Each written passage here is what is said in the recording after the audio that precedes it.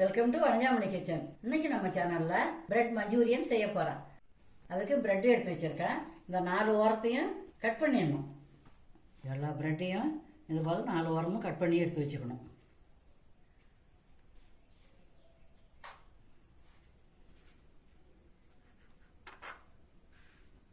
இதே போல எல்லா பிரெட்டும் கட் பண்ணி வச்சுக்கணும்.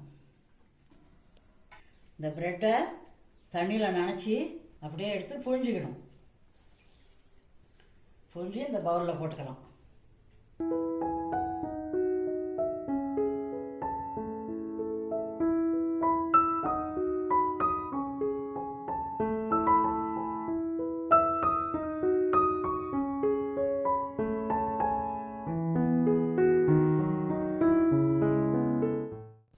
பிரெட் மஞ்சூரியன் செய்ய தேவையான பொருட்கள்.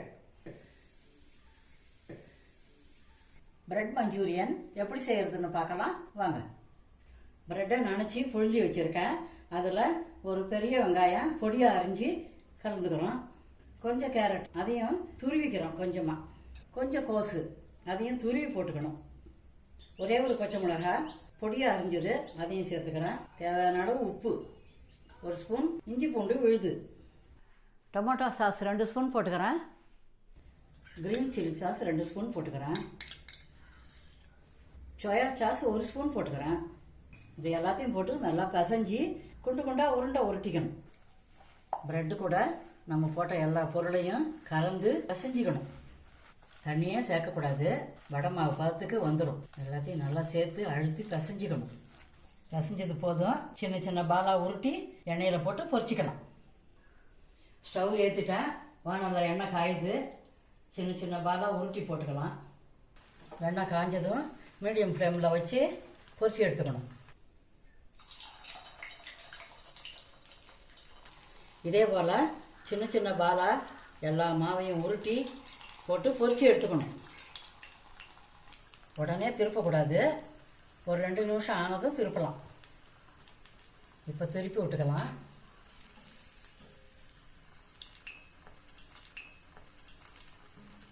இதே போல் எல்லா மாவையும் பாலாக போட்டு பொரிச்சு எடுத்துக்கலாம். இதே சைஸுக்கு தான் போடணும். சின்ன சைஸுக்கு போட்டால் தான் உள்ளுக்குள்ள நல்லா வேகும். இப்போ பிளேட்டுக்கு ட்ரான்ஸ்ஃபர் பண்ணிக்கலாம். ஸ்டவ் ஏற்றிட்டேன். பான் காயுது. 4 ஸ்பூன் எண்ணெய் போட்டுக்கலாம்.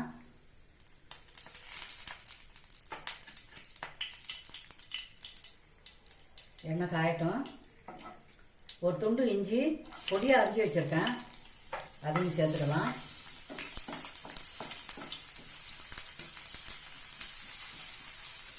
ஒரு நிமிஷம் வதங்கட்டும். ஒரு 10 பல்லு பூண்டு பொடியாக அரிஞ்சு வச்சுருக்கேன், அதையும் சேர்த்துக்கலாம்.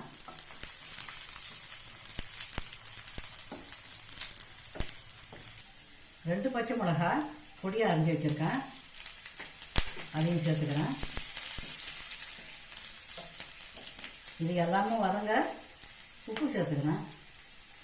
பாதி குடமிளகாய் இது போல் கொஞ்சம் பெரிய சைஸாக அரிஞ்சு வச்சுருக்கேன், அதையும் சேர்த்துக்கிறேன். அதையும் சேர்த்து வதக்கணும். இப்போ கிரீன் சில்லி சாஸ் 1 ஸ்பூன் சேர்த்துக்கலாம். அதையும் சேர்த்து வதக்கலாம்.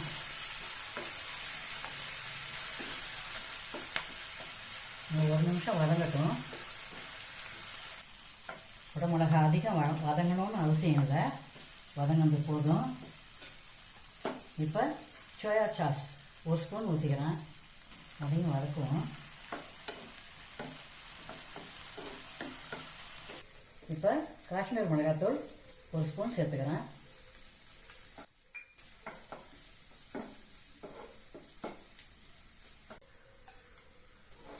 இப்போ நம்ம பிரெட்டு பொரிச்சு வச்சோம் இல்லையா, அதையும் சேர்த்துக்கலாம்.